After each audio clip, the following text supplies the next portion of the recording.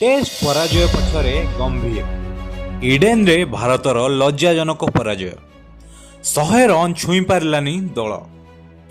नमस्कार दर्शक बंधु, स्पोर्ट्स अपडेट को आपनकु स्वागत। गौतम गंभीर को अधीन रे खराब प्रदर्शन जारी रखिछि टीम इंडिया।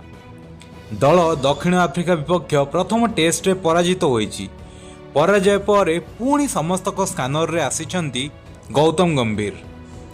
124 रन लक्ष्य रही बेले भारत मात्र 92 रन ऑल आउट होई लज्जित होइतिला। भारतीय दलर समस्त बैटर विफल होइतिले। एही पराजय पर चेतेश्वर पुजारांक परि सीनियर खेलाड़ी मध्य सीधासळख गंभीर को दोष देइछंती। भारतीय दल एहार दुर्बल रणनीति कारणरू पराजित हैला बोली सीधासळख अभियोग करिछंती पुजारा। गंभीर को अधीन रे भारत खेली टेस्ट मैच मध्यरु दल मात्र 5टी रे विजय हासिल करिछि। गोटिए विजय ऑस्ट्रेलिया विपक्ष रे आसीथिबा बेले 2टी लेखाएं विजय इंग्लैंड और वेस्टइंडीज विपक्ष रे आसीछि।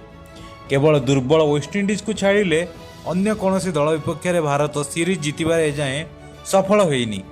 निज मुंडरू दोष छड़ाइया पई भारतीय दल ट्रांजिशन दे गति करुथिबा कहिसंती गंभीर। तेबे 124 रन रो साधारण लक्ष्य चेस करि न पारी एभली बहाना देवा आदौ ग्रहण योग्य नुहे। टीम इंडिया 4 जण स्पिनर सह ओह्लाइथिला, जहाँ दल पई परोक्ष रे समस्या सृष्टि करथिला। साई सुदर्शन को भली जने टॉप ऑर्डर बैटर को बाद दी वाशिंगटन सुंदर को खेलाइथिले गौतम गंभीर। तेबे वाशिंग को 2टी जाक इनिंग्स रे मात्र गोटी ओवर बोलिंग करने को मिलिथिला। सेहीपरि अक्षर पटेल मध्य मात्र 20 ओवर बोलिंग करथिले।